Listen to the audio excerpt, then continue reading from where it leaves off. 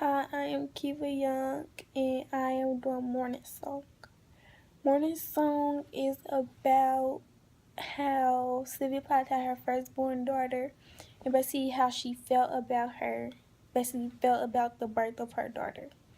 Um, in the beginning of the poem, Sylvia Plath was depressed and sad because she felt like she couldn't continue on doing what she wanted to do in life.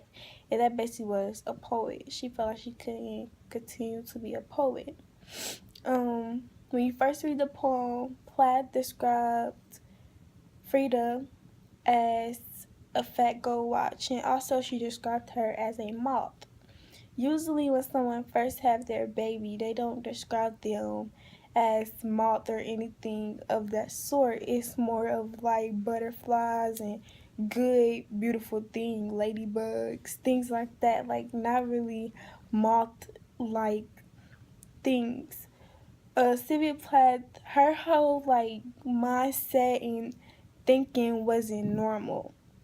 It wasn't what a normal mother would think of their baby. So I just thought, like, as I read this poem, it was kind of weird to see how she um, compare her baby to certain things, or but really how she felt about birth. Because when you first have a baby, like kind of depending on what like the situation, you're kind of happy about having a baby and happy to bring a human being into the world. Um, But then when Sylvia Plath first heard her baby cry, her whole mindset like changed.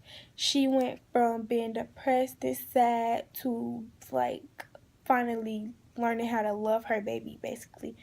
Um Basically liking her baby. She, like, I guess she had a motherly instinct. You know how like when your baby cry, you're like, oh my god, my baby's crying, I have to do something. That's basically how she felt. um Her whole thought process had basically changed a little bit. Well, um she also described her baby's breathing. She described her baby breathing, well, she compared her baby breathing to the sea. And as you know, like the sea is like a peaceful place and it's like soothing and things like that. Well, her baby breathing, as she described, was soothing. I'm not gonna say peaceful, but it was soothing. And when her baby was asleep, she was watching her baby. So, like I said, she was having motherly instincts. When you first have a baby, you kind of like don't really want to leave your baby and don't like you want to steadily watch your baby and make sure she or he is okay and things like that. um she basically like at the beginning of the poem she felt distant toward her baby because that's how her father was to her. She didn't have a relationship with her father, and she really didn't have a relationship with her mother. So, in comparison, she really didn't know how to be a mother. She didn't know how to accept the fact that she didn't have nobody to teach her basically how to be a mother. So, when her daughter finally came, she was just like, I don't even know how to do this. I don't know how to undertake my responsibilities, basically. But I think she got the gist of it. Um, this poem show a lot of imagery. Like you can imagine the baby's crying, and you can imagine Plath picking the baby up and rocking her and talking to her, soothing her, making the baby calm down. You can imagine you can imagine um the sea when it's moving, how peaceful and soothing it is, and you can also imagine the baby's breathing. You can like it's just a lot of imagery in this poem that you can imagine. The tone of this poem, at first it was sad. It was sad and depressing because, like I said, Sylvia Plath was basically sad about the baby and didn't know how to react to it. But throughout the poem, it was a shift change, and she wasn't as sad anymore. She was ready to love her baby, and then it was a shift change from mourning from night to morning. The poem also described how Sylvia Plath had on a nightgown.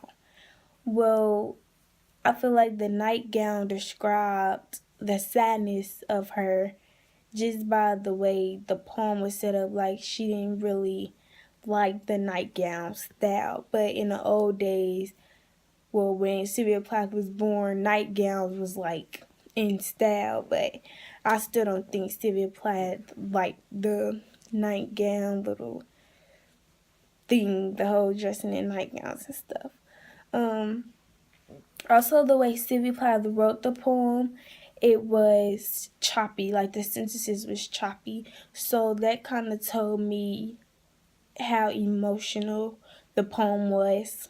And basically how the poem was set up, how emotional it was. The audience of this poem, I feel like Sylvia Plath was the audience, but at the same time, women was the audience. I feel like she was kind of writing a letter to women, basically saying, don't give up. If I can do it, so can you. Because I'm pretty sure there's a lot of women that when they are finna have their baby, they really don't want to have their baby anymore. They're depressed and sad, and they're like, oh, I can't do this anymore. And then they overthink like she was doing, like, oh my God, I'm not gonna be able to be a poet anymore. I'm pretty sure a lot of women go through that stage, and I think it's kind of normal to go through that stage. But Sylvia Plath, I think she was trying to get across how you can go through that stage and still be successful throughout your life, basically, because Sylvia Plath was successful throughout her life.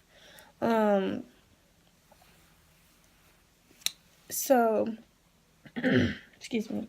She also described, when the baby was first born, she described the baby as a new statue, like when you are at a museum and they put a new statue in there. Basically, the baby was the statue, and Sylvia Plath and Ted, or the father, was the walls on the statue. I mean, around the statue in the museum. She described that the statue, and I feel like that's where too, like Sylvia Plath is just describing the baby as unnormal things. Things you don't really describe baby as, like statues and moths and fat girl watches. Like, that's just not normal for real. Well, in my mind, it's not normal. But overall, this poem was about Sylvia Plath and her baby, how she had a shift change. Basically, she was sad, depressed, but sooner or later she became happy and she began to love her baby. Also, it was a message to women, and a message to women to tell them not to give up on basically what they want to do in life, because you can still have a baby and still continue to succeed in life and be a successful person. And Sylvia Plath went through a lot of hard things in her life. So as far as being successful and stuff, I think she did a good job. But yeah, overall, this is what this poem was about. Yeah.